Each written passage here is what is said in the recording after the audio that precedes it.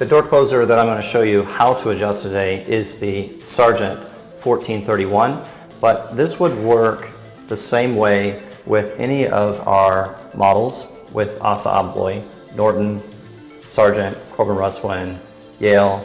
Any of those would adjust very similarly to this, as long as we have a back check valve, a closing or sweep speed valve, and a latching valve, and a power adjustment. So I want to show you today how I adjust a door closer to do a couple of different things. One, to get a visual representation of exactly what goes on in a door closer and how it functions. And two, how to really quickly and efficiently get to within my tolerances that I need for the door closer to function properly. On our back check side, our back check valve is here, noted by a B on our closer body. That prevents the door from slamming into a wall or a window, prevents wind from catching the closer and pulling on the arm unnecessarily. We're going to adjust that. The next, we're going to adjust our closing speed valve or our sweep speed valve, and also our latching speed valve. And we'll be able to demonstrate exactly what those valves do and how they function. The first thing we want to do is close all of our valves in our closer body, rotating them clockwise, so to the right, with our 1/8" Allen wrench. The next thing we want to do is actually open our door. So, didn't mention earlier, we need to do this with the door closed.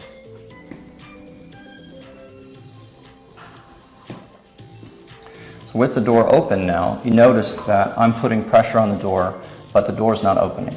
That's because I'm restricting oil from passing through the back check valve.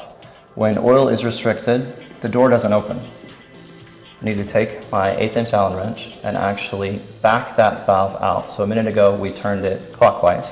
Now we're going to turn it counterclockwise, and all of a sudden the door will start to open further. Okay, you can feel that cushion that we need. Now if I let go of the door, not touching the door right now, it's not going to close because I'm preventing oil from running through my closing speed valve.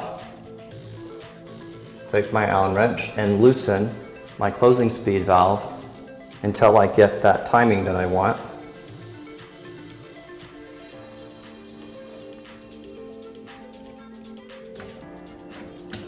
Now notice that the door closed to a certain point. Well, this last few degrees of our closing is our latch position. The door will not close as long as our latch valve is screwed in. So we need to back our latch valve out to allow our door to finish closing.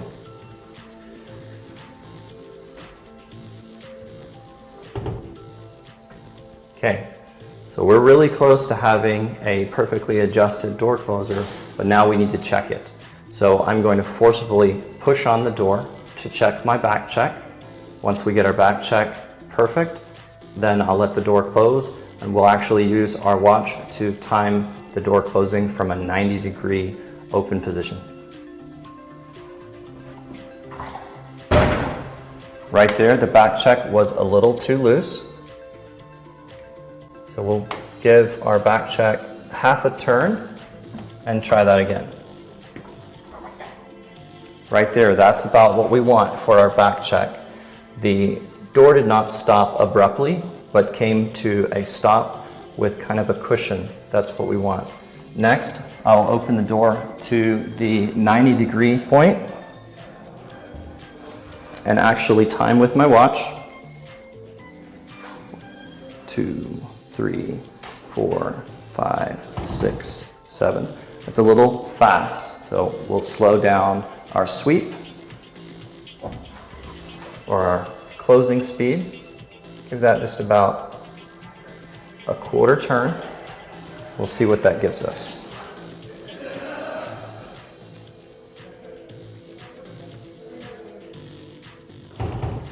And that's within tolerance. So very easily, very quickly, I was able to get this closer into a proper closing speed. We have a very nice cushion back check so we don't damage a window, the wall, a picture, or something like that on the other side. And I did not have to open and close the door 100 times to get it to that tolerance. Now that we've got our door closing properly, we don't have our door slamming into the stop. We have a 7-second close from 90 degrees. We have a cushioned back check. The very last thing that we're going to adjust is our power adjustment, and only if it is necessary to consistently latch our locking hardware.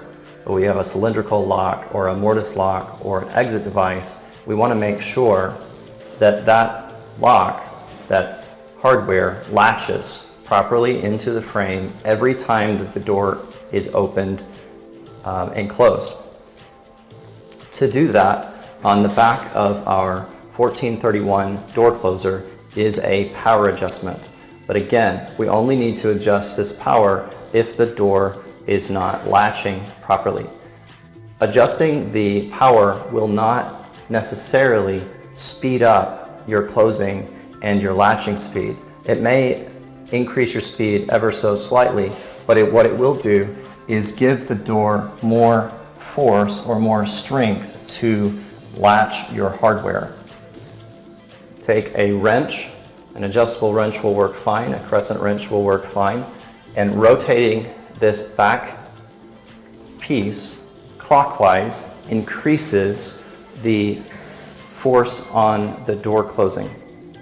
Now, door closers are sized from a 1 to a 6, or they are sold adjustable like this one. If they're sold adjustable, then we can increase or decrease the power.